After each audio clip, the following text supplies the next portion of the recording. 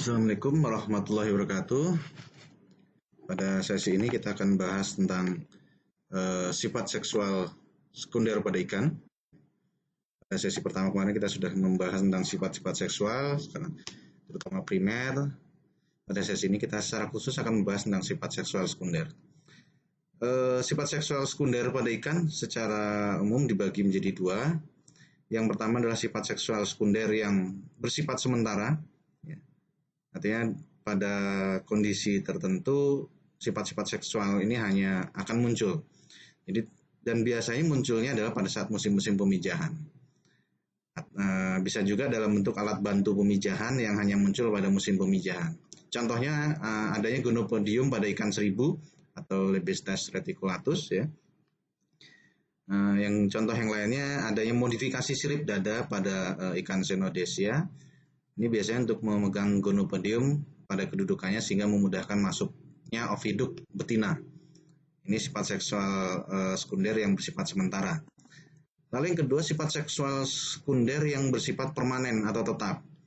Ini biasanya sifat seksual yang nampak pada ikan dan mencirikan jenis kelamin tertentu. Ya.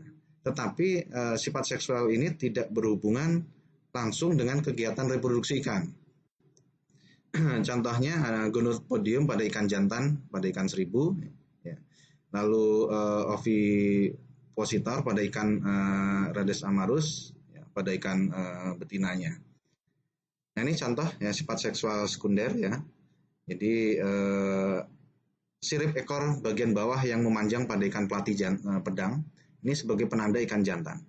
Ini sifat seksual sekunder yang bersifat permanen pada ikan, tetapi tidak berhubungan langsung dengan pemijahan, jadi tidak terkait dengan pemijahan. Lalu seperti ini juga pada ikan Gambusia finis jantan, ini sirip perut ini memanjang, ya. Sirip perut ini memanjang sebagai gonopodium. Ini ya kita lihat, ini perbedaannya seperti itu. Nah, karakteristik telur dan sperma kita lanjutkan ke materi berikutnya. Sperma atau sering kita sebut sebagai spermatozoa ini merupakan gamet jantan yang dihasilkan oleh testis. Ya. Menurut Hoare 1969, cairan sperma adalah larutan spermatozoa yang berada dalam cairan seminal dan dihasilkan oleh hidrasi testis. Ini beberapa jenis ukuran dari sperma pada beberapa ikan. Ya. Kita lihat di sini ada ikan mas, ikan mas koki, mas nilem, tawes, Sumatera, barbir. Kalau kita lihat dari lebar kepalanya, di sini paling kecil adalah ikan nilem dan ikan barbir, sedangkan yang paling besar adalah ikan Sumatera. Lebar kepala ini sangat menentukan proses persilangan yang dapat kita lakukan. Karena kita bisa melakukan beberapa proses persilangan, artinya menggunakan telur ikan tertentu dengan sperma ikan yang lainnya, tetapi syarat utama yang harus dipenuhi adalah ukuran lebar kepala dari sperma yang ada ini berukuran lebih kecil daripada sperma ikan yang akan kita buahi. Seperti ini misalnya kita bisa melakukan ikan mas dengan menggunakan sperma ikan nilem ataupun ikan tawes. Karena kalau kita lihat di sini ikan nilem, ya ikan tawes ini mempunyai ukuran kepala sperma lebih kecil sehingga kalau digunakan untuk membuahi ikan mas ini masih memungkinkan terjadi proses pembuahan. Nah, beberapa hal yang mempengaruhi daya hidup sperma ini antara beberapa hal ya. Jadi sperma itu idealnya akan aktif dan daya tahan tubuhnya baik itu pada pH 7.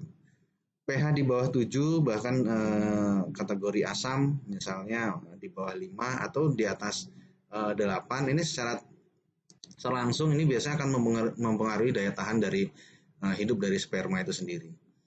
Lalu beberapa bahan yang sering kita gunakan sebagai tempat bahan pengencer sperma ini biasanya beberapa larutan elektrolit seperti kalium dan magnesium. Tetapi selain itu juga ada yang harus kita perhatikan, ada beberapa bahan yang secara langsung juga dapat menghambat motilitas sperma.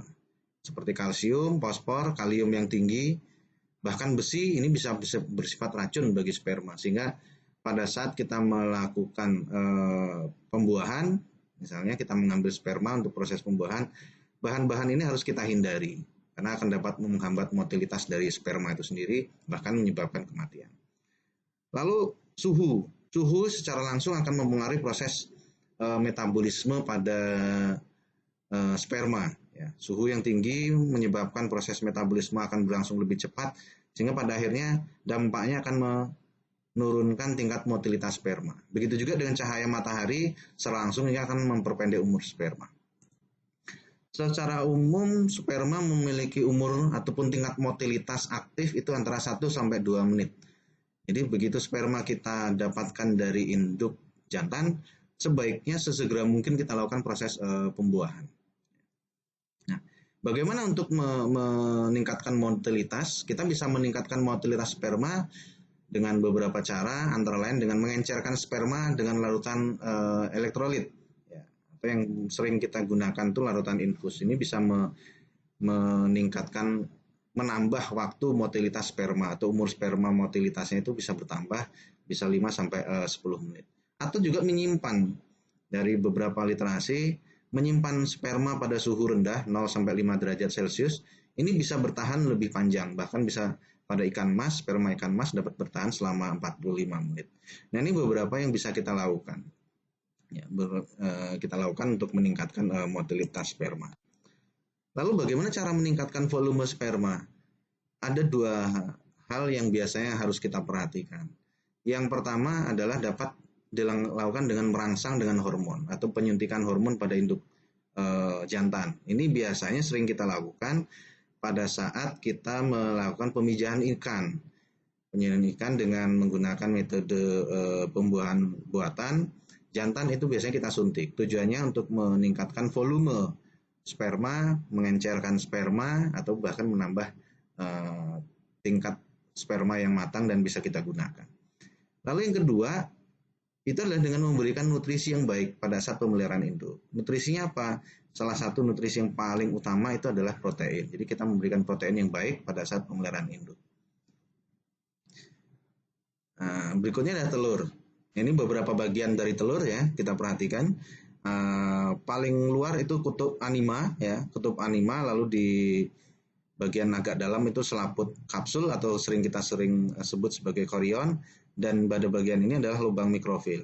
Lubang mikrofil inilah sebagai tempat untuk masuknya sperma pada telur. Jadi tempat pembuahan telur itu adalah ada di lubang mikrofil. Selain ada selaput vitelin, ada butiran minyak, keping telur ya, serta kutub vegetatif. Telur, komposisi kimiawi telur itu secara umum terdiri dari 3 bagian utama, yaitu protein, lipid ataupun lemak, serta karbohidrat. Komposisi telur di dalam komposisi kimiawi di dalam telur ini biasanya juga dipengaruhi oleh umur ikan ya. Karena dampak dari komposisi ini akan ke penetasan dan kelangsungan hidup larva. Makanya dalam proses pemeliharaan induk yang harus kita lakukan salah satunya adalah memberikan nutrien yang cukup tinggi, terutama protein, lemak, dan karbohidrat, sehingga komposisi kimiawi dalam telur ini relatif lengkap, sehingga nanti pada akhirnya kita bisa meningkatkan derajat penetasan. Nah, dari komposisi kimiawi inilah untuk memperkuat struktur telur yang harus kita lakukan adalah dengan memberikan tambahan nutrisi pada pakan. Komposisi kimiawinya terdiri dari protein, kita harus menyiapkan protein untuk kita berikan ke ikan atau terutama ke induk. Begitu juga dengan lemak dan vitamin.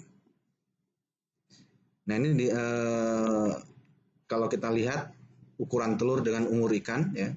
Jadi semakin besar atau semakin tua umur ikan, ukuran dari telur itu akan semakin besar.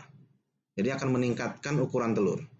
Jadi ukuran telur semakin tua ikan, ukuran telur akan semakin besar.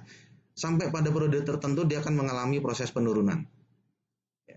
Jadi kita sering mendapatkan induk yang baru memijah ini biasanya memiliki telur ukurannya kecil.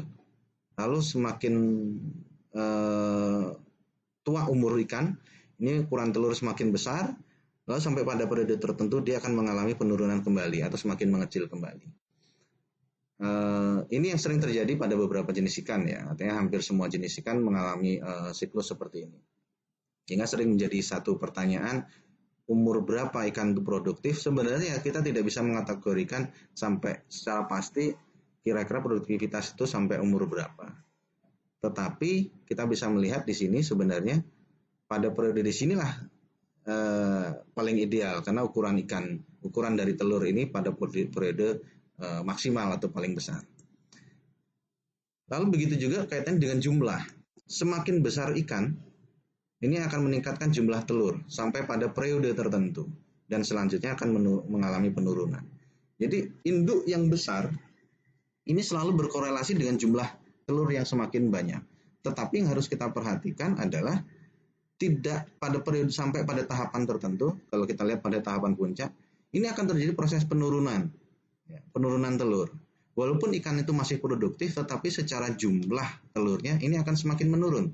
Katakanlah misalnya kita secara langsung misalnya 1 kilo itu tinggal korelasi induknya, bobot induk, jumlah telurnya misalnya kita asumsikan 10.000, nanti sampai pada 5 kilo bisa sampai 50.000. Tetapi nanti setelah 5 kilo dia akan mengalami proses penurunan. Ini salah satu contoh.